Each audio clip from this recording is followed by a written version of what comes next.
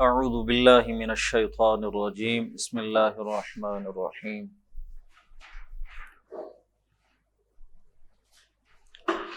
یہ جو سورہ مبارکہ اب ہم پڑھنے لگے ہیں، سورہ نساء، اس کے بعد آئے گی سورۃ مائدہ۔ آپ لوگ جانتے ہیں کہ یہ چار صورتیں طویل ترین صورتیں قرآن مجید کے آغاز میں، یہ مدنی صورتیں، اور پہلی دو صورتیں سورۃ بقرہ اور آل عمران کے بارے میں نے آپ سے یہ بات بتلائی تھی آپ کو کہ یہ دونوں جوڑے کی شکل میں، اور ان میں کافی چیزیں جو مشابہ تھیں وہ بھی آپ کے سامنے رکھی ہیں، دو ان میں کوئی تھوڑا بہت فرق تھا وہ بھی آپ کے سامنے رکھا، نسبت زوجیت کی بھی وضاحت کی۔ اور اب یہ جو دو صورتیں آ رہی ہیں سورۃ نساء اور مائدہ، یہ بھی اپنے جوڑے کی حیثیت سے ہیں۔ پہلی بات تو یہ نوٹ کر لیں کہ پچھلی دونوں صورتیں ان کا آغاز تھا الف لام میم کے ساتھ، جبکہ یہ سورۃ نساء اور مائدہ ان میں دونوں کے اندر کوئی اس طرح کے الفاظ نہیں آئے، ڈائریکٹ آغاز ہے بغیر کسی تمہید کے۔ یا ایھا الناس سورۃ نساء کے آغاز میں آ گیا، یا ایھا الذین آمنوا یہ سورۃ مائدہ کے آغاز میں۔ بس ایک فرق ہے کہ یہاں کل نوع انسانی سے خطاب ہے، اور سورۃ مائدہ میں بس انسانوں میں سے ان لوگوں سے ایڈریس کیا گیا ہے جو ایمان کا دعویٰ کریں۔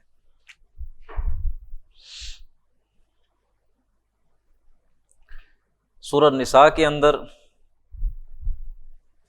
ابتداً تو شروع میں وہی ہے، گویا کہ رنگ پہلی 50-60 آیتوں میں 55 آیتیں غالباً بنتی ہیں، ان کے مضامین وہی ہیں جو سورۃ بقرہ کے سیکنڈ ہاف کے تھے۔ جو سورۃ بقرہ کا نصف ثانی تھا اس کے مضامین کیا تھے؟ میں نے آپ کو گویا کہ 4 لڑیاں بتائی تھیں جی، 2 لڑیاں تھیں شریعت کی، عبادت اور معاملات، اور 2 تھیں جہاد کی۔ جہاد بالمال ہوگا تو انفاق، اور جہاد بالنفس ہوگا تو قتال۔ یہی 4 مضامین سورۃ نساء کا جو ابتدا ہے مسلمانوں سے جس میں خطاب ہے، یہی چیزیں چل رہی ہیں۔ شریعت کی باتیں ہیں، معاملات ہیں، عبادات ہیں، اور پھر اس کے بعد اگلے حصے میں اہل کتاب سے خطاب ہے۔ اہل کتاب عیسائی اور یہودی دونوں۔ سورۃ بقرہ میں آپ نے دیکھا تھا اہل کتاب میں سے یہود کو ایڈریس کیا گیا تھا، اور سورۃ آل عمران میں آپ نے دیکھا کہ اہل کتاب میں سے نصارہ کو، اس میں دونوں کو جمع کر دیا۔ اور پھر اس کے بعد 80-84 آیتیں ہیں جس میں منافقین سے خطاب ہے، ان کی صورتحال کو واضح کیا گیا، اور یہ ہے یا ایھا الذین آمنوا ہی کے تحت۔ آپ علیحدہ نہیں دیکھیں گے کہ اللہ رب العزت کو اس طرح کا کہیں کہ اے منافقو، ایسا نہیں۔ قرآن میں آپ کو مل جاتا ہے یا ایھا الذین کفروا، ان الذین کفروا، لیکن آپ کو کبھی نہیں ملے گا ان الذین نافقوا یا ایھا الذین نافقوا۔ کیوں کہ انسان یا تو انکار کرے گا یا مان لے گا۔ جو منافق ہوتا ہے وہ تو دراصل نفاق دل میں ہے، بظاہر تو اس نے کلمہ پڑھ لیا نا، اس کا لیگل سٹیٹس تو کیا ہوگا کہ یہ مسلمان ہے۔ آپ اس کو جب تک یہ بات نہیں سمجھی جائے گی تو اس وقت تک ظاہر ہے آپ صحیح نتائج نہیں نکال سکتے۔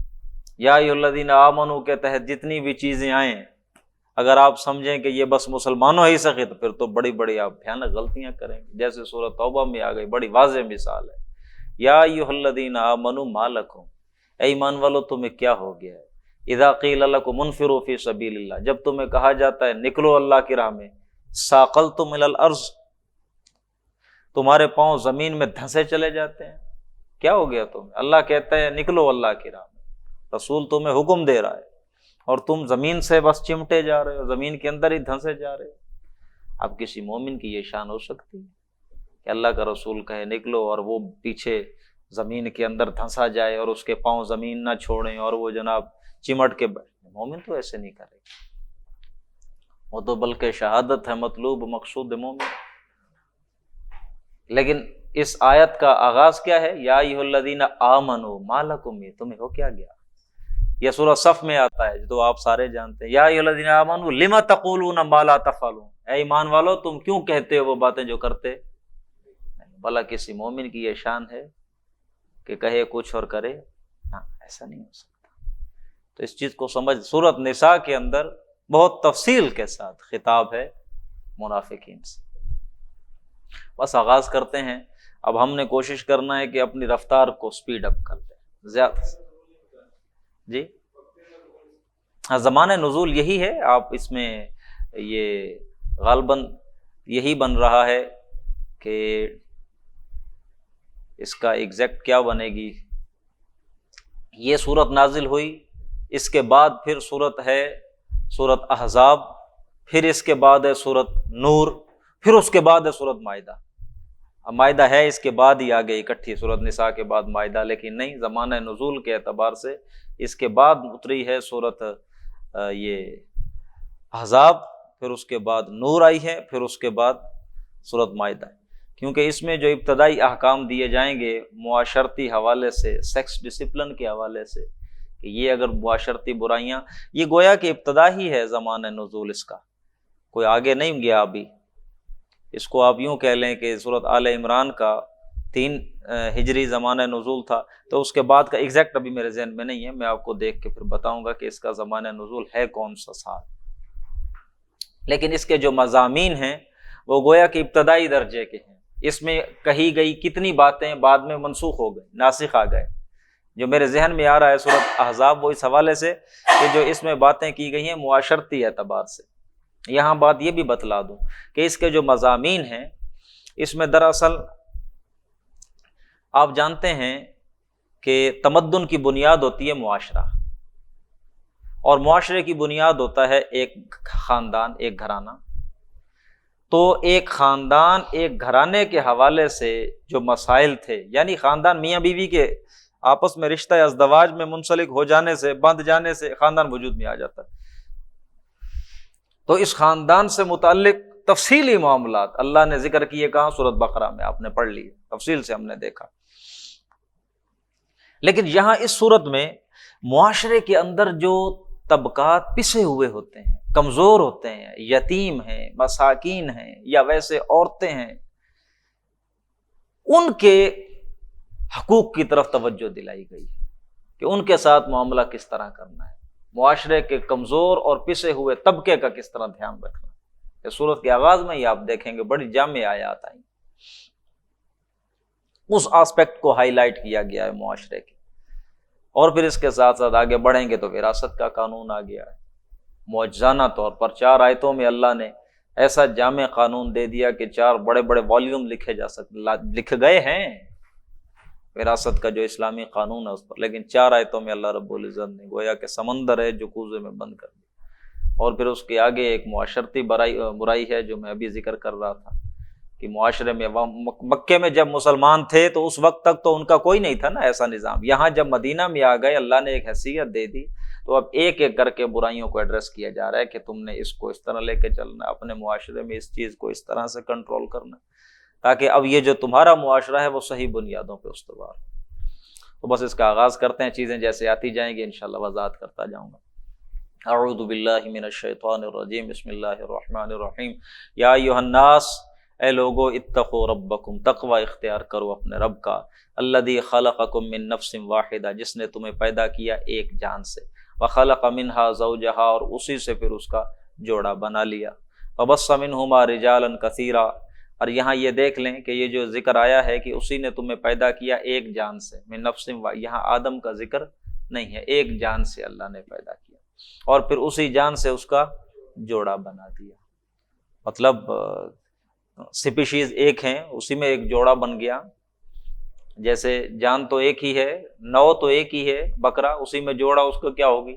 بکری ہو جائے گی، نو تو ایک ہوئی، جوڑا بن گیا میل اور فیمیل، سیکس ایک ہے، سیکس ایک ہے، اس میں جناب آگے 2 بن گئے، ٹھیک ہے نا، بلکہ میں سیکس کا لفظ غلط بول بیٹھا ہوں، سپیشیز ہی ایک وہی کہیں، آگے سیکسز تو دو ہو گئی نا، ان میں بایولوجیکل ڈفرینسز آ گئے. تو اسی طرح اس میں بھی یہ دلیل بنتی ہے کہ ہومو سیپینز آدم تھے، انہی میں سے پھر ان کا وہ جوڑا اسی طرح کا بنا لیا. وبث منہما، پھر ان دونوں میں سے اللہ رب العزت نے پھیلا دیا رجالا کثیرا، ان دونوں میں سے، آدم اور حوا میں سے. یہاں پھر ان دونوں کا جی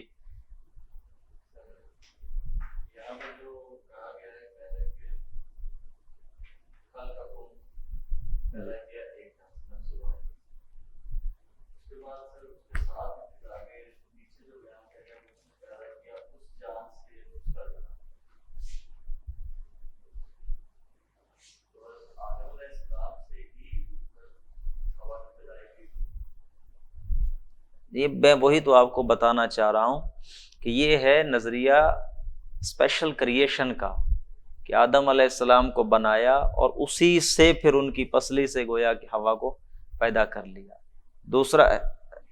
دوسرا ہے تھیوری ایولوشن کی، کہ ایک نسل تھی، ہومو سیپینس تھے، ان میں سے ایک آدمی کو چنا، آدم کو، پھر ان کے ساتھ ان کی جو جوڑا بنا دیا اسی طرح سے، اور پھر ان میں سے آگے کثیر تعداد میں پھیلا دیے مرد اور عورتیں.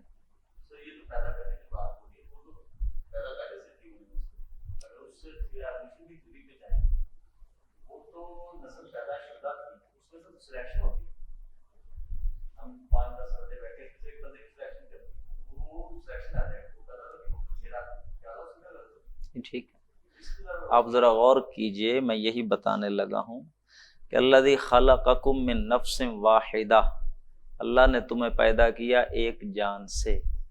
جو آپ کہنا چاہ رہے ہیں جس طرح کہ یہ تخلیق جو ہوتی ہے وہ تو آپ اسپیشل کرتے ہیں، ایسا نہیں ہوتا کہ بنے ہوئوں میں سے کوئی. ہاں، وہ جو چیز آپ نے پہلے بنائی ہے وہ بھی ہے تو تخلیق ہی، جو پروسیس کے ذریعے آئی ہے، وہ امر نہیں ہے، وہ کن نہیں تھا، ایک تخلیق کا پروسیس ہی تھا جس میں آیا تھا. لیکن اس کو ذرا سمجھیں کہ ایک جان، اللہ رب العزت اگر اسی طرح کیٹاگوریکلی یہی بات جیسے آپ کہہ رہے ہیں ہوتی تو کہا جا سکتا تھا کہ من رجل واحد، ایک آدمی سے اللہ نے بنا دیا، جیسا کہ ہم سمجھتے ہیں ایک آدم تھا تو اس سے یہ ساری بن گئی آگے ساری صورتحال. تو اللہ رجل کہنا بھول تو نہیں گیا؟ یا اللہ نے جب یہ بات لکھی بتائی ہے، کہی ہے کہ اللہ نے تمہیں پیدا کیا ایک جان سے، اور جیسے ہمارے ذہنوں میں ایک ہے تصور کہ وہ ایک جان کون تھے؟ حضرت آدم سے، انہی کی پسلی سے یا انہی سے جیسے بھی وہ پیدا کر لی اما حوا.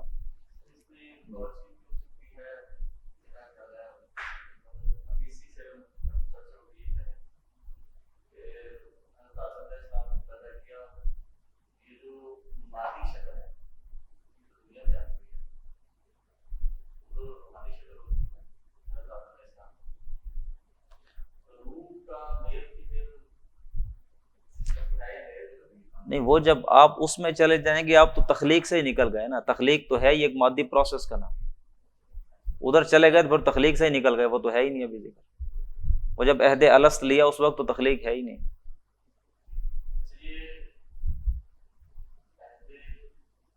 الست وہ اس تخلیق میں تو وہ خلق پہلی چیز ہے. اللہ رب العزت کے افعال ہیں تین، امر ہے، خلق ہے، تدبیر ہے. امر ہوتا ہے جب اللہ کہہ دیتا ہے کون، وہ ہو جاتا ہے، اللہ نے کہا وہ ہو گیا. لیکن اب وہ جو ہونا ہے ایک تخلیق کے پروسیس سے گزرے گا، پھر اس کے بعد اس پروسیس کے اندر جو معاملات سارے یہ تدبیر اللہ کے نظام سے. یہ باتیں بعد میں کرنے کی ہیں. یہاں تو یہ ہے کہ وہ چیزیں ہم پڑھ لیں بس آگے چلے جائیں. میں نے پچھلی دفعہ بھی وضاحت کی تھی کہ آپ کوئی بھی نظریہ رکھیں اس میں گنجائش ہے. آپ ایولوشن والا رکھیں اس کے لیے بھی دلیلیں بنتی ہیں، آپ اسپیشل کریشن والا رکھیں اس کی بھی دلیل بنتی ہے. قرآن میں اللہ واضح کہتا ہے واللہ انبتکم من الارض نباتا، اللہ نے تمہیں اگایا ہے زمین میں سے. اب بتائیں انسان اگائے؟ آپ پروسیس ایولوشن پہ جائیں گے کہ زندگی کی ابتدا کیسے ہوئی. پہلے فزیکل آبجیکٹس تھے، پھر اس کے بعد یہ ویجیٹیشن ہوئی، نباتات جو اگی ہیں زمین سے، پھر انہی سے آگے زندگی کی ابتدا ہوئی. پھر اسی کے اگر ڈیپ میں جائیں گے تو یہ آیت تو دلیل بنتی ہے ایولوشن کے لیے جسے آپ اپنے لیے لینا چاہ رہے ہیں کہ اللہ نے کیٹاگوریکلی کیا کہا ہے، جان سے بنایا ہے. اللہ بھولا نہیں ہے آدمی کا ذکر کرنا ہے. اور پھر اس کے بعد پیچھے آپ پڑھ آئے ہیں جو آپ یاد کہہ رہے ہیں کہ ان اللہ اصطفیٰ آدم، اللہ نے آدم کا کیا کیا؟ سلیکشن کی، جو آپ کہہ رہے ہیں. ان اللہ اصطفیٰ آدم و نوحا و آل ابراہیم و آل عمران علی العالمین، سورہ آل عمران میں نے پڑھا، اللہ نے چن لیا آدم کو، نوح کو، آل ابراہیم کو، آل عمران کو، وہ جو آپ، تو یہ اتنی ساری آیتیں ادھر، اور دوسری طرف وہ بھی آیتیں ہیں، ان مثل عیسیٰ عند اللہ کمثل آدم خلقہ من تراب ثم قال له کن فیکون، تو اس میں گنجائش ہے۔ چلیں آگے چلیں، اس نے پیدا کیا تمہیں ایک جان سے اور پھر اسی سے اس کا جوڑا بنا دیا اور پھر ان دونوں سے پھیلا دیے بہت زیادہ مرد اور عورتیں۔ یہاں اللہ مرد اور عورتیں کہہ رہا ہے، پیچھے نہیں کہا، تو کوئی معاذ اللہ آپ یہ نہیں کہہ سکتے کہ اللہ بھول گیا ہے، کہنا مرد تھا بس یہ اللہ نے ایسے لکھ دیا ہے، ایسا نہیں ہوا۔ واتقوا اللہ، تقوی اختیار کرو اللہ کا، الذی تساءلون بہ، جس کا تم ایک دوسرے کو واسطہ دیتے ہو، جس کا واسطہ دے کر ایک دوسرے سے سوال کرتے ہو۔ یہ ہمارا ایک عام معمول ہے، ہم دیکھتے ہیں فقیر بھی مانگتا ہے تو اللہ کے نام پہ، گھروں میں جب ہمارے کو تھوڑی بہت آپس میں لڑائی جھگڑا ہو جائے لوگوں کا، خاندانوں کا، تو جو سمجھانے والے ہوتے ہیں بڑے، وہ اللہ کا نام لو، بھی کیا ہو گیا، بس جھگڑا ختم کرو۔ تو تقوی اختیار کرو اس اللہ کا، تم جس کا نام لے کر ایک دوسرے کو واسطہ دیتے ہو۔ والارحام، اور رحمی رشتوں کا بھی دھیان کرو۔ رحمی رشتے جوڑتے چلے جائیں، آپ کے والدین، پھر ان کے والدین، پھر ان کے والدین، اینڈ پہ سلسلہ کہاں جا ملے گا؟ آدم حوا۔ تو یہ پوری انسانیت گویا کہ اس آدم حوا کے اس زاویے سے دیکھیں تو پوری انسانیت آپس میں کیا ہے؟ رحمی رشتوں میں بندھی ہوئی۔ تو رحمی رشتوں کا دھیان رکھو۔ ان اللہ کان علیکم رقیبا، یقینا اللہ تم پر کیا ہے؟ نگران ہے۔ یہ ہے تقویٰ کی اصل روح، جب میں اور آپ یہ سمجھ لیں کہ اللہ کیا کر رہا ہے؟ دیکھ رہا ہے، اللہ ہم پر نگران ہے، ایک آنکھ ہے جو ہمیں دیکھ رہی ہے۔ جب تک یہ تصور نہیں نا ذہن میں راسخ ہوتا، تقویٰ نہیں آ سکتا۔ آپ لاکھ دروازے بند کر لیں، لاکھ ونڈوز بند کر لیں، لاکھ پردے ڈال لیں، جب تک آپ کو یہ احساس رہے گا کہ ایک آنکھ ہے جو مجھے دیکھ رہی ہے، وہ آپ کو مستحضر تقویٰ اس چیز کا۔ وَآتُوا الْيَتَامَىٰ أَمْوَالَهُمْ، اور دیکھو بات یہیں سے شروع ہو گئی، یتیموں کو دو ان کا مال، وَلَا تَتَبَدَّلُوا الْخَبِيثَ بِالطَّيِّبِ، اور جو خراب مال ہے وہ صحیح مال کے ساتھ عدلی بدلی مت کرو۔ یتیم کا مال ہے تم نے اپنے ساتھ ملایا ہوا، تو اب تم کیا کر رہے ہو کہ مال یتیم کا جو اچھا ہے خود استعمال کر لو، اور اپنا جو ہے غلط مال اس کے ملا کے آپ اس کی گنتی پوری کر دیں۔ نہیں، یہ چیز نہ ہو۔ یتیموں کو دو ان کا مال، اور جو خراب چیز ہے اچھی چیز کے ساتھ عدلی بدلی مت کرو۔ وَلَا تَأْكُلُوا أَمْوَالَهُمْ إِلَىٰ أَمْوَالِكُمْ، اور نہ ہی تم ان کے مال اپنے مالوں کے ساتھ ملا کر ہڑپ کر جاؤ، کھا جاؤ، ایسا نہیں کرو۔ مطلب یہ ہے کہ پہلے تو آپ وہ عدلی بدلی کر وہ بندہ کرے گا وہ جو متقی ہوگا، وگرنہ پہلے تو یہی آپشن آئے گی، کھا جائیں گے مال، یتیم کا مال کون دے گا؟ مال آپ نے ساتھ ملا لیا اور اس کا مال پھر آپ ہڑپ کر لیں، اس نیت کے ساتھ اکٹھا ملا لیں مال، ایسا نہ کرو۔ انہ کان حوبا کبیرہ، یہ بہت بڑے وبال کی بات ہے، بڑے گناہ کی بات ہے۔ وَإِنْ خِفْتُمْ أَلَّا تُقْسِطُوا فِي الْيَتَامَىٰ، اور اگر تمہیں اندیشہ ہو کہ تم انصاف نہیں کر سکو گے یتیم لڑکیوں میں، اب یہاں اضافہ کر لیں، یہ یتامہ جو اس آیت میں آیا اس سے مراد کون ہے؟ تو پیچھے جنرل بات تھی، یتیم لڑکے مراد تھے پیچھے، اب یہاں پر یتیم بچیاں، یعنی پہلے ہوتا یہ تھا کہ معاشرے میں جو یتیم بچیاں ہیں تو وہ جو ان کا کوئی بھی وارث ہوتا تھا وہ خود ان سے نکاح کر لیتا تھا، اور نکاح کر کے ان کا جو مال ہے تاکہ اس کو وہ استعمال کرے گا، اور اللہ فرما رہے ہیں ایسا نہ کرو، کیونکہ تمہیں اندیشہ ہے تم انصاف نہیں کر سکو گے، کیوں ان بچیوں کا پیچھے وارث بھی تم ہی تھے، ان کے حقوق کی نگہداشت کرنے والا کوئی ہوگا نہیں، ان کے طرف سے کوئی بات کرنے والا، ان کی کوئی حفاظت کرنے والا، تو لہٰذا تم اگر انصاف نہ کر سکو ان یتیم لڑکیوں کے بارے میں تو فَانْكِحُوا مَا طَابَ لَكُمْ، تو نکاح کرو دوسری عورتوں سے جو تمہیں پسند ہو، من النساء، عورتوں میں سے، مثنیٰ و ثلاث و رباع، دو دو تین تین چار چار، ان یتیم بچیوں سے نکاح نہ کرو، باقی عورتوں میں سے دو دو تین تین چار چار کرو نکاح۔ فَإِنْ خِفْتُمْ أَلَّا تَعْدِلُوا، پھر اگر تمہیں اندیشہ ہو کہ تم عدل نہیں کر سکو گے تو فواحدۃ، بس ایک کافی ہے، ایک کرو۔ ذالک ادنی او ما ملکت ایمانکم، یا وہ دوسری جو تمہاری لونڈیاں ہوں، مل کے یمین ہوں۔ ذالک ادنی اللہ تعولوا، یہ بات زیادہ قریب ہے اس کے کہ تم کسی ایک طرف جھک نہیں جاؤ گے، تم نا انصافی نہیں کرو گے۔ یہ آیت سمجھ آ رہی ہے؟ مفہوم سمجھ آ گیا آپ؟ وَآتُوا النِّسَاءَ صَدُقَاتِهِنَّ نِحْلَةً، اور عورتوں کو دو ان کے مہر خوشی خوشی، جو بھی مہر تم نے ان کے ساتھ۔ صدقات یہ جمع ہے صداق کی، یہ اگر دال پہ زبر آ جائے تو وہ جمع ہوتی ہے صدقے کی، صدقات وہ صدقے کی جمع ہوگی، صدقات ہو جائے تو یہ صداق کی جمع ہے، مہر۔ اور عورتوں کو ان کے مہر دو خوشی خوشی۔ فَإِن طِبْنَ لَكُمْ عَنْ شَيْءٍ مِّنْهُ نَفْسًا، اگر وہ تمہیں اپنی مرضی سے اپنی خوشی سے کچھ اس میں تمہارے لیے وہ چھوڑ دیں، فَكُلُوهُ هَنِيًّا مَرِيًّا، تو پھر کھاؤ اس کو خوشی کے ساتھ، رچتا بستا کھاؤ۔ وَلَا تُؤْتُوا السُّفَهَاءَ أَمْوَالَكُمْ، اب دیکھو دوسری آیت میں دوسری بات آ گئی تھی کہ ان کا حق مہر کھانے کی کوشش نہ کرو۔ پچھلی آیتوں میں یتیم لڑکے اور لڑکیوں کے بارے میں آپ کو گائیڈنس دی گئی، پھر عورتوں کے بارے میں کہ ان کا مہر نہ کھاؤ۔ اب تیسری بات آ رہی ہے، آپ کے معاشرے میں ایسے لوگ بھی ہوتے ہیں جو ابھی کم عقل ہوتے ہیں، بچے ہیں، یا وہ ایسے کہ وہ آوارہ ہو جاتے ہیں، لوگ والدین فوت ہو گئے اس کے بعد بچے آوارہ ہو جاتے ہیں، آوارگی میں لگ جاتے ہیں، اور ماں باپ کا وہ جو پیسہ ہوتا ہے بہت چھوڑ گیا باپ، آوارگی میں اڑا رہے ہیں۔ تو اللہ رب العزت فرما رہے ہیں فَلَا تُؤْتُوا السُّفَهَاءَ أَمْوَالَكُمْ، ایسے بیوقوفوں کے حوالے ان کے مال نہ کر دو، یعنی کہ ایک معاشرتی ذمہ داری ہے تمہاری معاشرے میں، اگر ایسے، کیونکہ بعد میں تو پچھتانا ہے انہوں نے بڑے ہو کر، تو تم سفہاء جو ہیں اس طرح کے آوارہ یا بیوقوف، ان کے مال ان کے حوالے مت کر دو۔ التی جعل اللہ لکم قیاما، وہ مال کے جس کو اللہ نے تمہارے لیے بنا دیا قیام کا ذریعہ، قیام کا مطلب یعنی سپورٹ کا ذریعہ بنا دیا۔ وارزقوہم فیہا، تم ان کے مال ان کو نہ دو، اپنے پاس رکھو۔ وارزقوہم فیہا وکسوہم، ہاں اس مال میں سے ان کو دیتے رہو، ان کا رزق، ان کا پہننا کپڑے وغیرہ، ان کا نان نفقہ ان کو دیتے رہو، باقی مال ان کا محفوظ رکھو انہی کے لیے۔ وقولوا لہم قولا معروفا، اور ان سے کہو بات، نرم بات کہو، اچھے انداز میں بات کی کرو۔ وابتلوا الیتامی حتی اذا بلغوا النکاح، اور یہ جو یتیم لوگ ہیں ان کی جانچ پرکھ کرتے رہو، ان کو دیکھتے رہو، ان کو پرکھتے رہو، ان کو آزماتے رہو، حتی اذا بلغوا النکاح، پھر جب یہ شعور کی عمر کو پہنچ جائیں، بڑے ہو جائیں، نکاح کی عمر کو پہنچ جائیں۔ فَإِنْ آنَسْتُم مِّنْهُمْ رُشْدًا، اور پھر تم دیکھو ان میں بھلائی، میچورٹی، سمجھ سوجھ بوجھ دیکھو، فَادْفَعُوا إِلَيْهِمْ أَمْوَالَهُمْ، تو پھر ان کے مال ان کی لوٹا دو۔ وَأَشْهِدُوا عَلَيْهِمْ، اور ان پر فَاشْهِدُوا، فَادْفَعُوا إِلَيْهِمْ أَمْوَالَهُمْ، فَاشْهِدُوا عَلَيْهِمْ ہے نا الفاظ، فَادْفَعُوا إِلَيْهِمْ أَمْوَالَهُمْ وَلَا تَأْكُلُوهَا إِسْرَافًا وَبِدَارًا أَن يَكْبَرُوا، وَلَا تَأْكُلُوهَا، نہ تم کھاؤ اس مال کو، اسرافًا وبدارًا، جلدی جلدی ہڑپ کرتے ہوئے، اور اس مال کو نہ کھا جاؤ کہ ان یکبروا کہ بچے بڑے ہو گئے تو پھر ان کو بڑے حساب سے دینا پڑے گا، پہلے پہلے کھا لو کچھ، ایسا مت کرو۔ ومن کان غنیا، اور جو کوئی ہو غنی، جس کے پاس اپنا ہی مال کافی ہو، تو وہ یتیم کی جو کفالت کر رہا ہے یا جو اس کے مال کی نگہداشت کر رہا ہے، تو اسے چاہیے کہ ان کے مال میں سے پھر کچھ نہ لے، جو غنی ہے فلیستعفف، اسے چاہیے کہ ان کے مال سے، یتیم کے مال سے پھر دور رہے۔ ومن کان فقیرا، اور جو کوئی فقیر ہو، پہلے سے خود بھی تنگ دست ہو اور اس کا دھیان رکھ رہا ہو مال کا اس کا، تو فلیأکل بالمعروف، تو اس کے مال میں سے وہ لے لے، بس اتنا جتنا اس کے لیے کفایت کر جائے، معروف انداز میں، جو حساب کتاب سے صحیح بنتا ہو۔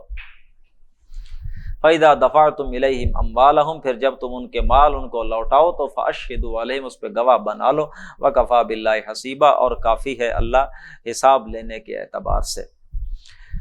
لِلرِّجَالِ نَصِيبٌ مِّمَّا تَرَكَ الْوَالِدَانِ، مردوں کے لیے بھی حصہ ہے اس میں سے جو ترکہ چھوڑ کر جائیں والدین اور رشتہ دار۔ وَلِلنِّسَاءِ نَصِيبٌ، عورتوں کے لیے بھی حصہ ہے اس ترکے میں سے جو چھوڑ کر جائیں والدین اور قریبی رشتہ دار۔ مما قل منہ او کثر، وہ ترکہ بھلے تھوڑا ہو بھلے زیادہ ہو، نصیبا مفروضا، یہ حصہ ہے فرض کیا گیا کس کی جانب سے؟ یہ پہلی آیت اب آ رہی ہے عورتوں کی وراثت کے بارے میں، لازماً ان کا حصہ دو، یہ اللہ کی طرف سے فرض کیا گیا۔ اب آپ دیکھیے گا آگے کتنی تاکید آتی ہے، میں آپ کو بتلاتا جاؤں گا کہ ایسی چیز ہے جس کو ہمارے معاشروں میں مجموعی طور پر اب کیا کر دیا گیا ہے، بہت کم لوگ ہیں کہ جو اس چیز کا دھیان رکھتے ہیں، بلکہ کچھ علاقے تو ایسے ہی ہیں کہ ان میں ایک رواج کی بات ہے کہ عورتوں کو نہیں دیا جاتا، رواج ہے بھائی، تو یہ چیزیں تو رواج کے ساتھ چلیں گی، باقی ٹھیک ہے یہ ہمارے جو پختون علاقے ہیں، سرحدی علاقے، ان میں عورتوں کو دینا رواج بھی نہیں، نماز روزے کے حالانکہ وہ بہت زیادہ پابند ہیں، تو شریعت کی وہ چیزیں مانتے ہیں، یہ شریعت کی باتیں نہیں مانتے، کتنی سختی سے اللہ رب العزت کہہ رہے ہیں نصیبا مفروضا، یہ حصہ ہے فرض کیا گیا اللہ کی طرف سے۔ وَإِذَا حَضَرَ الْقِسْمَةَ، اور دیکھو جب تقسیم ہو رہا ہو، مال وراثت تقسیم ہو رہی ہو اور اس وقت حاضر ہو جائیں، اولو القربا قریبی رشتہ دار، یتامہ یتیم، مساکین محتاج، فرزقوہم منہ تو ان کو بھی کچھ تھوڑا بہت دے دو اس تقسیم میں سے، اس وراثت میں سے جو بٹ رہی ہے، وقولوا لہم قولا معروفا اور ان کو بھی بات اچھی کہو، بھلی بات کہو، وَلْيَخْشَ الَّذِينَ لَوْ تَرَكُوا اور ڈرتے رہنا چاہیے ان لوگوں کو کہ اگر وہ چھوڑ جاتے اپنے پیچھے، لَوْ تَرَكُوا مِنْ خَلْفِهِمْ اگر وہ چھوڑتے اپنے پیچھے، ذُرِّيَّةً ضِعَافًا چھوٹی اولاد، اگر وہ خود مر گئے ہوتے اور اپنے پیچھے بچے چھوٹے چھوڑ جاتے، خافوا علیہم تو وہ بھی ان کے بارے میں بھی تو فکر مند رہتے، پریشان رہتے، خوف محسوس کرتے، فَلْيَتَّقُوا اللہ چاہیے انہیں کہ تقوی اختیار کریں اللہ کا، وَلْيَقُولُوا قَوْلًا سَدِيدًا اور کہیں سیدھی بات، ان الذین یأکلون اموال الیتامی یقیناً وہ لوگ کہ جو یتیموں کا مال کھا جاتے ہیں ظلماً ظلم کے ساتھ، انما یأکلون فی بطونہم نارا تو وہ لوگ اپنے پیٹوں میں کیا بھر رہے ہیں؟ آگ بھر رہے ہیں، وسیصلون سعیرا اور انہیں اللہ کہاں پھینک دے گا؟ آگ میں جھونک دے گا، پیٹ میں بھی آگ بھر رہے ہیں اور اللہ ان کو ان سب سموچے انہیں کہاں ڈال دے گا؟ آگ میں ڈال دے گا۔ یہ ہے جناب، یہ 10 آیتیں اب گزر گئیں، انتہائی جامع آیات تھیں، جیسے میں نے آپ کو پہلے بتایا معاشرے کا جو پسا ہوا طبقہ ہوتا ہے، جن کے ساتھ ظلم ہونے کا اندیشہ ہوتا ہے، اللہ نے ان کے حقوق کو سیکیور کیا ہے کہ دیکھو لحاظ رکھو، دھیان کرو ان کا۔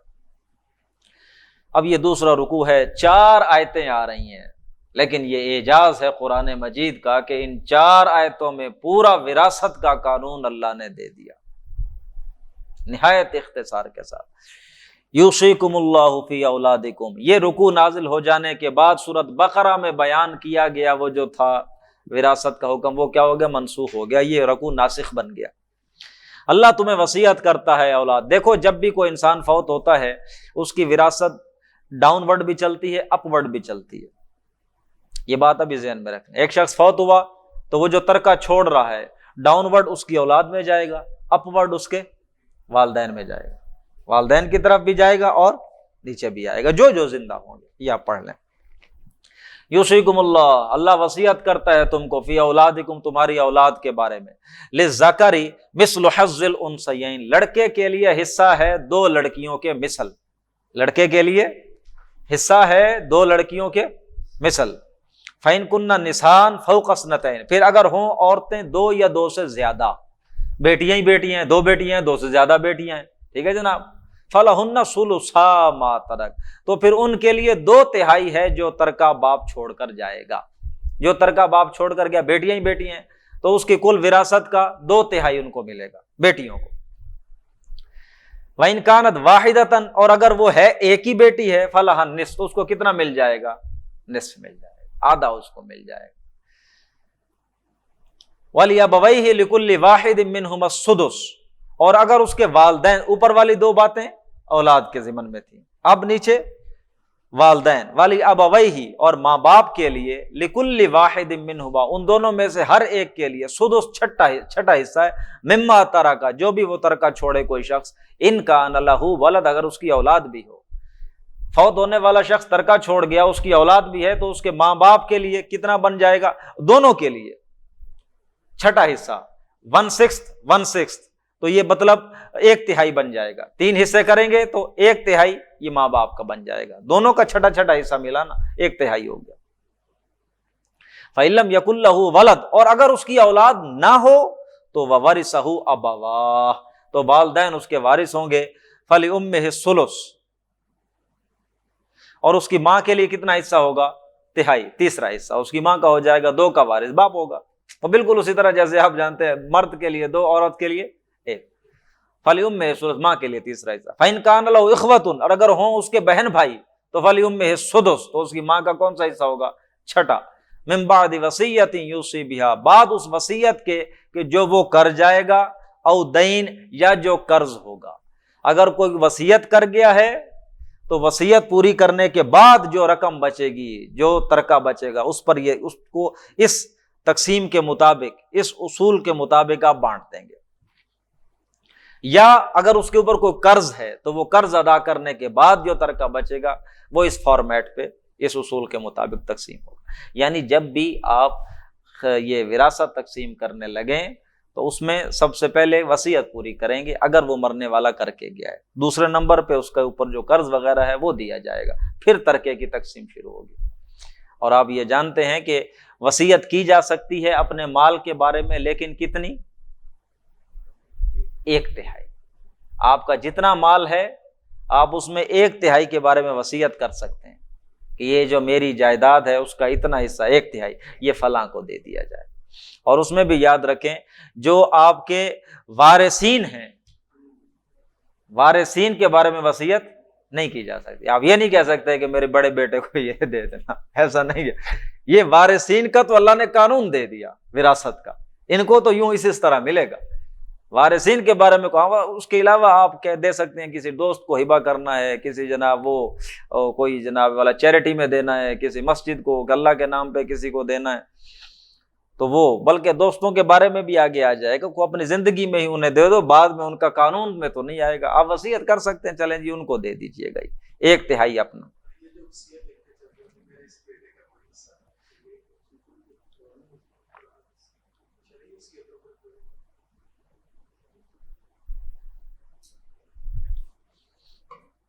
آگے چلیں سر، مسائل علماء سے پوچھا کریں اس طرح کے۔ جی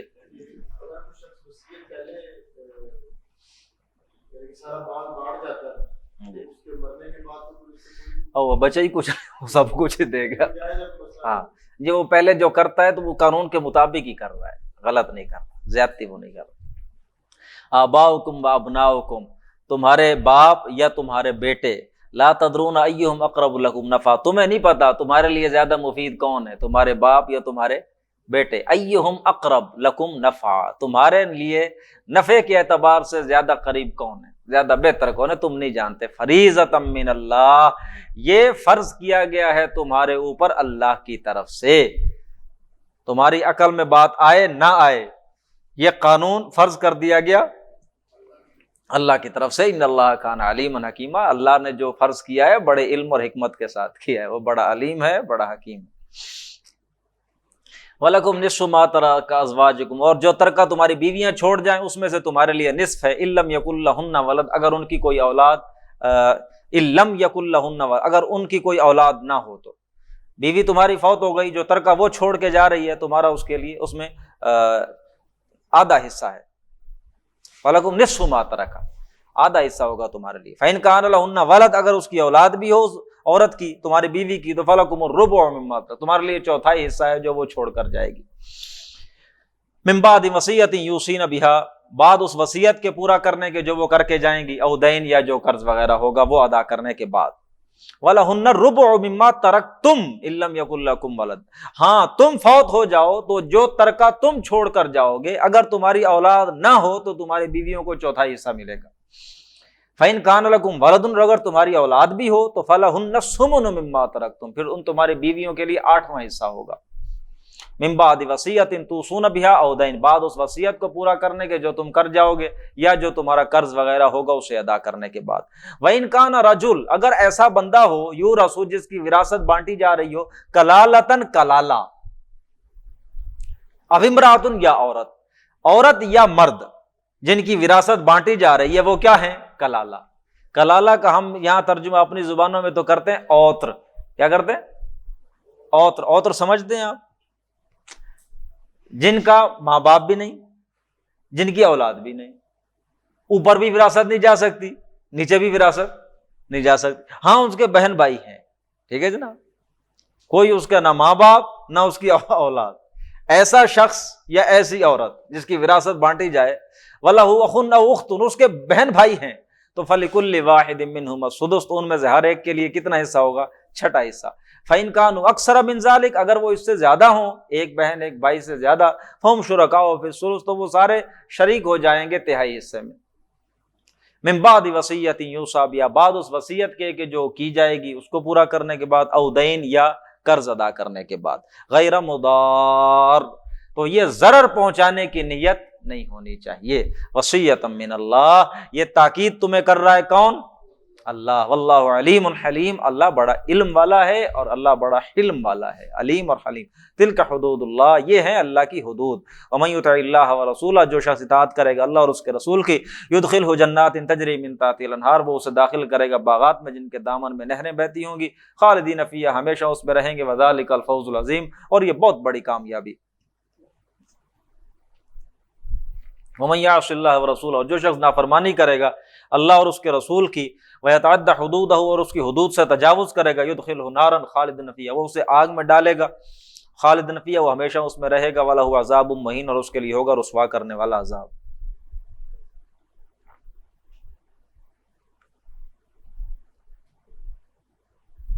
اب سیکس انارکی کو کنٹرول کرنے کے لیے ہدایات دی جا رہی ہیں۔ واللاتی یاتین الفاحشۃ من نسائکم، وہ عورتیں جو بے حیائی کا کام کر لیں تم میں سے، تمہاری عورتوں میں سے جو بے حیائی کا ارتکاب کر بیٹھیں، فاستشہدوا علیہن اربعۃ منکم، تو پھر 4 گواہ لاؤ ان کے اوپر۔ فإن شہدوا، اگر وہ 4 گواہ گواہی دے دیں، فامسکوہن فی البیوت، تو انہیں روک کے رکھو گھروں میں، حتی یتوفاہن الموت، یہاں تک کہ موت ان کو آ کر لے جائے، او یجعل اللہ لہن سبیلا، یا اللہ ان کے لیے کوئی راستہ بنا دے۔ یہ اللہ راستہ بنا دے کا مطلب اللہ کوئی حدود، کوئی ان کا فیصلہ فرمائے کہ ان کے بارے میں اب کرنا کیا ہے۔ یہ جو بعد میں سورہ نور میں حدود آ گئیں کہ ایسا کوئی کام کر لے تو پھر اس کے لیے کیا سزا ہوگی۔ یہاں اس آیت میں جو بات کی جا رہی ہے اس سے مراد یہ ہے کہ مسلمان عورتوں میں سے، یعنی جو دوسرا شریک ہے، دوسرا جو ہے اس عمل میں شریک، وہ مسلمان نہیں ہے، صرف مسلمان عورتیں۔ تمہاری عورتوں میں سے اگر کوئی حرکت کر لے تو دوسرا جو پارٹنر وہ مومنوں میں سے نہیں ہے، کوئی یہودی ہے یا کوئی اور مشرک ہے یا کوئی اور کسی طرح سے، اگر کوئی تمہاری عورتوں میں سے یہ برائی کر لے تو پھر 4 گواہ لاؤ، اگر وہ گواہی دے دیں پھر گھروں میں بند کر دو یہاں تک کہ موت انہیں لے جائے یا اللہ ان کا کوئی فیصلہ فرمائے، اللہ ان کے لیے کوئی سزا مقرر کر دے، وہ سورۃ نور میں اللہ نے مقرر کی۔ واللذان یاتیانھا منکم، اگر وہ دونوں ہوں تم ہی میں سے، مسلمان ہی ہوں بے حیائی کرنے والے، تو فآذوہما، پھر کیا کرو، ان دونوں کو اذیت دو، تکلیف پہنچاؤ۔ ابھی حدود نہیں نہ آئی، صرف ان کو اذیت دو اپنے حساب سے جو تمہیں محسوس ہو صحیح ہے۔ فإن تابا، پھر اگر وہ توبہ کر لیں، واصلحا، اور اصلاح کر لیں، تو فاعرضوا عنہما، پھر ان کو چھوڑ دو۔ ان اللہ کان توابا رحیما، یقیناً اللہ توبہ کا قبول کرنے والا اور رحم فرمانے والا ہے۔ میں بتا رہا ہوں یہ آیتیں پھر منسوخ تصور ہوئیں جب وہ حدود آ گئیں، وہ منسوخ، وہ ناسخ ہو گئیں، یہ منسوخ ہو گئی۔ یہ بڑی خوبصورت آیات ہیں۔ انما التوبۃ علی اللہ، توبہ قبول کرنا اللہ کے ذمے ہے، للذین، ان لوگوں کی، یعملون السوء بجہالہ، جو برائی کر بیٹھتے ہیں نادانی کی وجہ سے، ناواقفیت کی وجہ سے، یا کوئی مزاج میں ہیجان پیدا ہو گیا جذباتیت کی وجہ سے، یا کوئی کسی اثر کے تحت آ گئے اچانک۔ ایسے لوگ جو برائی کر بیٹھتے ہیں کسی ناواقفیت، کسی نادانی، کسی جذباتیت کی وجہ سے، ثم یتوبون من قریب، پھر فوراً کیا کر لیتے ہیں، توبہ کر لیتے ہیں۔ تو ایسے لوگوں کی توبہ قبول کرنا اللہ کے ذمہ۔ جی سر۔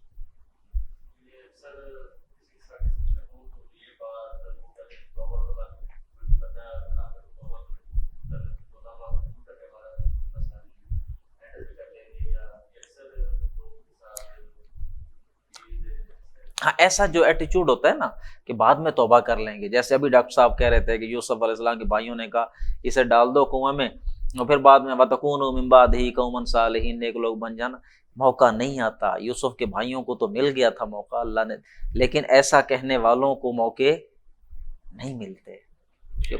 ہاں، یہ اکثر زیر بحث ہم جیسے لوگوں کی رہتی ہے، جو جن کے دل میں کمزوری بہت زیادہ ہے ایمان کی۔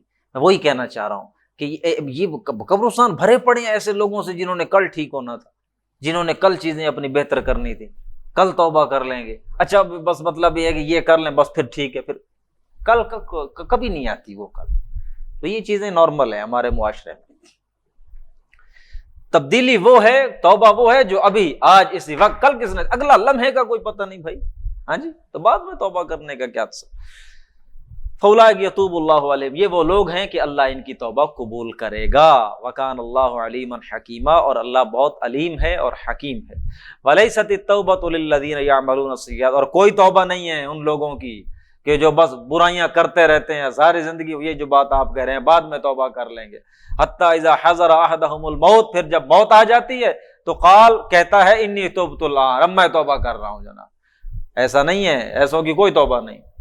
وللذین اور اسی پر ہی قیاس کر لیں ان کی، کہ وہ لوگ جو مر جاتے ہیں اور کافر ہوتے ہیں، ان کی کوئی توبہ قبول ہے؟ نہیں ہے، مر گئے کفر کی حالت میں۔ اولئک اعتدنا لهم عذابا الیما، یہ وہ لوگ ہیں کہ جن کے لیے ہم نے بڑا دردناک عذاب تیار کیا ہے۔ یا ایھا الذین آمنوا، اے ایمان والو، لا یحل لکم، جائز ہی نہیں ہے تمہارے لیے، ان ترثوا النساء کرہا، کہ تم زبردستی عورتوں کو اپنی وراثت میں رکھ لو۔ یہ تھا کلچر عرب کے اندر، ایک باپ ہے وہ فوت ہو گیا، وہ پولیگیمی تو تھی نا، زیادہ شادیاں کر لینے کا رواج تھا، باپ مر گیا، اب وہ 4 5 6 اس کی بیویاں تھیں، اب جو اس کا بڑا بیٹا ہے وہ وارث ہے ہر شے کا، تو اس کی اصل ماں تو ایک ہی ہے، تو باقی جو وہ اس کی دوسری مائیں آپ کہہ لیجئے، تو اس کو وہ زبردستی اپنے اس میں رکھتا تھا، یا تو آگے ان کا وہ نکاح کہیں کرے گا تو اس کا وہ خود لے گا، مہر خود وصول کرے گا، یا ویسے ان کو زبردستی رکھے گا۔ بعض تو یہاں تک کرتے تھے نکاح بھی کر لیا کرتے تھے زبردستی، آگے اس کا بھی ذکر آ جائے گا۔ تو مومنو تمہارے لیے جائز نہیں ہے زبردستی عورتوں کو وراثت میں رکھنا۔ ولا تعضلوہن، اور نہ تم انہیں روک کے رکھو، لتذہبوا ببعض ما آتیتموہن، تاکہ تم ان سے واپس لے سکو جو کچھ تم نے انہیں دیا تھا مہر کی شکل میں۔ ایسے نہیں ہے کہ شادی کی تھی تو بڑے پیار محبت سے، اب تمہیں اس سے نفرت ہو گئی یا تمہیں پسند نہیں ہے، تو انسان کا جی اکتا جاتا ہے نا، اب تم اس وقت تو بہت چیزیں دے دی تھی اس کو، اب تمہارا دل کر رہا ہے اس سے کچھ واپس لینے کو، تو اس کو ذلیل کر رہے ہو، تنگ، ایسا مت کرو۔ الا ان یاتین بفاحشۃ مبینہ، ہاں مگر یہ کہ وہ کوئی واضح برائی کا ارتکاب کر لیں، تو پھر یہ اوپر آ گیا کہ اگر وہ بے حیائی کر لیں تو پھر ان کو فآذوہما، ایذا دو، اوپر آ چکی بات۔ وعاشروہن بالمعروف، اور ان کے ساتھ معاشرت اختیار کرو بڑے عمدہ انداز میں۔ فإن کرہتموہن، اگر تمہیں وہ ناپسند لگیں تو فعسیٰ ان تکرہوا شیئا، تو کوئی ایسی بڑی بات نہیں ہے کہ تم کسی شے کو ناپسند سمجھو، ویجعل اللہ فیہ خیرا کثیرا، اور اللہ اس میں خیر کثیر رکھ دے تمہارے لیے۔ وَإِنْ أَرَدْتُمُ اسْتِبْدَالَ زَوْجٍ مَكَانَ زَوْجٍ، اگر تم ارادہ کر ہی لو ایک بیوی کے بدلے ایک بیوی کو تبدیل کرنے کا کسی دوسری عورت کے ساتھ، کوئی دوسری شادی کرنی ہے، اب تم نے کر ہی لیا ہے فیصلہ، وَآتَيْتُمْ إِحْدَاهُنَّ قِنْطَارًا، اور تم نے کسی ایک کو دیا ہوا تھا ڈھیروں مال، اب تم ارادہ کر رہے ہو چینج کرنے کا اور شادی کرنے کا، ایک کو تم نے ڈھیروں مال دیا ہوا تھا، فَلَا تَأْخُذُوا مِنْهُ شَيْئًا، تو کچھ مت لو اس سے، اس کے دیے ہوئے ڈھیروں دیے ہوئے مال میں سے واپس کچھ نہیں لو۔ اتاخذونہ بہتانا و اسما مبینا، کیا تم واپس لوگے اس کو؟ یہ تو ایک بہت بڑی گناہ کی بات ہے، بڑا صریح گناہ ہے اور بہتان ہے یہ، جو اس سے واپس لینا حق مہر جو دیا ہوا تھا تم نے۔ وکیف تاخذونہ، اور تم کیسے لے سکتے ہو اسے واپس؟ وقد افضى بعضکم الی بعض، تم نے ایک دوسرے کے ساتھ تعلق زن و شو قائم کیا تھا، تم ایک دوسرے کے قریب ہوئے تھے، قریبی تعلق رہا ہے تمہارا۔ واخذنا منکم میثاقا غلیظا، اور ان عورتوں نے تم سے بڑے پختہ وعدے لیے تھے۔ جب شادی ہوتی ہے تو قول و قرار ہوتا ہے، پختہ وعدہ ہوتا ہے، ایک انسان عہد کرتا ہے اس کی جان و مال، عزت آبرو کی حفاظت کا، یہی ہے نا، اور تم سے پختہ وعدہ لے چکی، تم کیسے ان سے واپس لوگے؟ ولا تنکحوا، یہ وہ آیت آ گئی، نہ تم نکاح کرو ما نکح آباؤکم من النساء، جن عورتوں سے تمہارا باپ نکاح کر چکے ہیں، تمہارے والدین، تمہارے باپ جن عورتوں سے نکاح کر چکے ہیں تم ان سے نکاح نہ کرو، الا ما قد سلف، جو کچھ گزر چکا بس، انہ کان فاحشۃ و مقتا، یہ بڑی برائی اور غصے والی بات ہے، ناراضگی والی بات ہے، اللہ کو اس سے بہت غصہ آتا ہے، وساء سبیلا، اور یہ بہت ہی برا راستہ ہے۔ اس کو بھی نکاح مقت کہتے تھے اس اگلے دور میں بھی، جاہلیت کے دور میں، ایسا نکاح جس سے نفرت آئے، نکاح مقت، یعنی فطرت تو اباح کرتی ہے نا ان چیزوں سے۔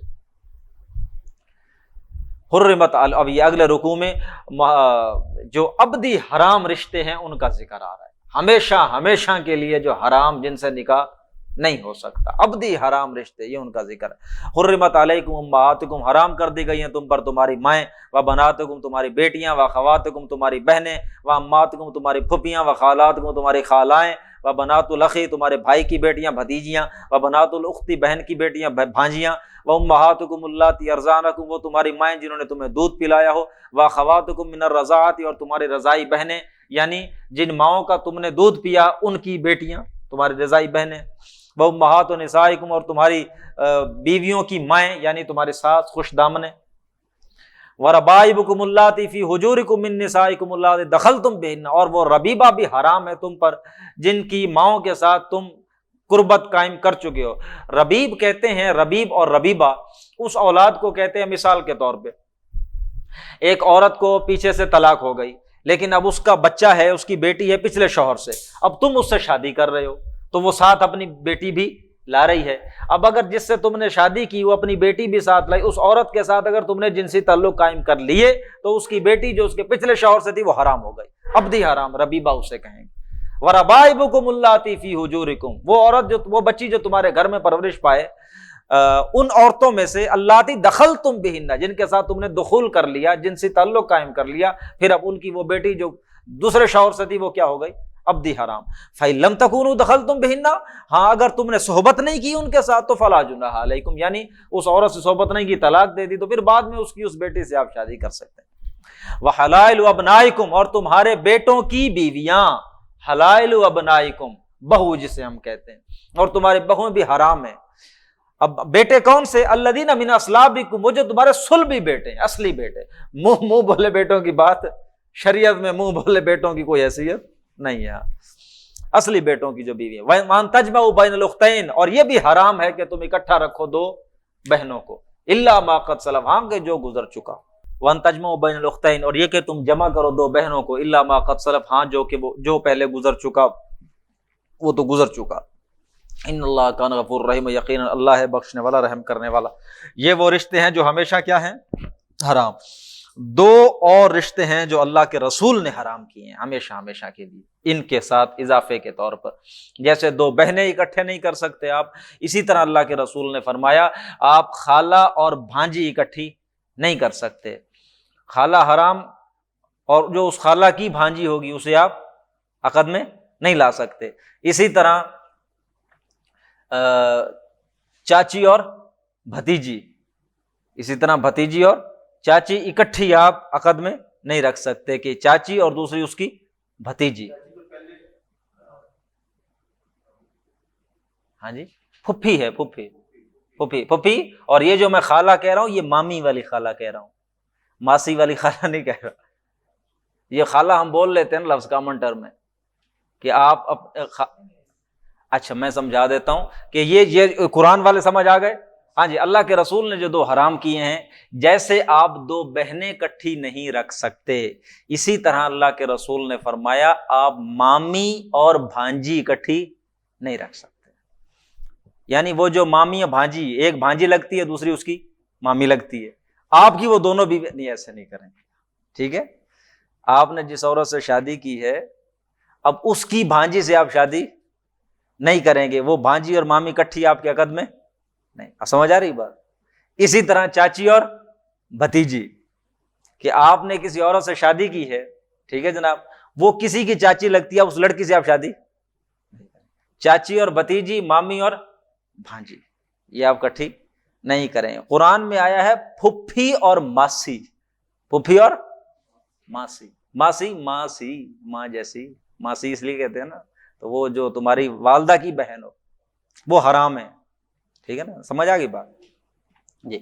والمحصنات من النساء، اور وہ عورتیں جو دوسروں کے نکاح میں ہوں، الا ما، وہ بھی یہ اس آیت میں اب وہ رشتے حرام آ رہے ہیں جو عارضی طور پہ حرام ہیں، جو عارضی طور پہ حرام ہیں۔ اب وہ عورتیں جو کسی دوسرے کے نکاح میں ہیں آپ کے لیے کیا ہیں؟ حرام ہیں، لیکن عارضی طور پہ، وہ اگر طلاق دے دے تو پھر بعد میں آپ بھی ان سے نکاح کر سکتے ہیں۔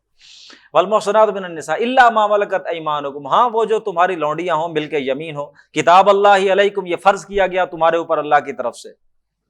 وَأُحِلَّ لَكُم مَّا وَرَاءَ ذَلِكُمْ، دیکھو اللہ کہہ رہے ہیں کتنے تھوڑے سے رشتے ہیں جو ہم نے حرام کیے ہیں، 10 12 15 20 عورتیں ہوں گی جو حرام ہو گئیں آپ پہ، باقی کتنے 8 بلین لوگوں میں سے عورتیں 4 بلین ہوں گی، وہ ساری تمہارے لیے کیا ہیں؟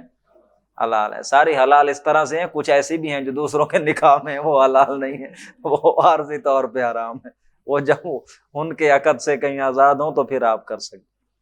ان تبتغوا باموالکم، وَأُحِلَّ لَكُم مَّا وَرَاءَ ذَلِكَ، اللہ نے حلال کر دیا تمہارے لیے ان کے علاوہ جو بھی ہیں عورتیں۔ ان تبتغوا باموالکم، یہ کہ تم ان سے نکاح کرو حق مہر دے کے، ان تبتغوا باموالکم، اپنے مالوں کے ساتھ ان کے ساتھ اپنا یہ نکاح کرو، محسنین غیر مصافحین، اور تمہارا ارادہ ہو ان کے ساتھ گھر بسانے کا، نہ کہ صرف مستی پوری کرنے کا، شہوت رانی کا نہ ہو ارادہ، گھر بس، محسنین فمستمتعتم بہ منہن، جو کچھ بھی تم پھر نفع اٹھاؤ ان عورتوں سے تو فاتوہن اجورہن فریضہ، تو ادا کر دو ان کا وہ فریضہ حق مہر جو تم نے ان کے ساتھ طے کیا ہوا۔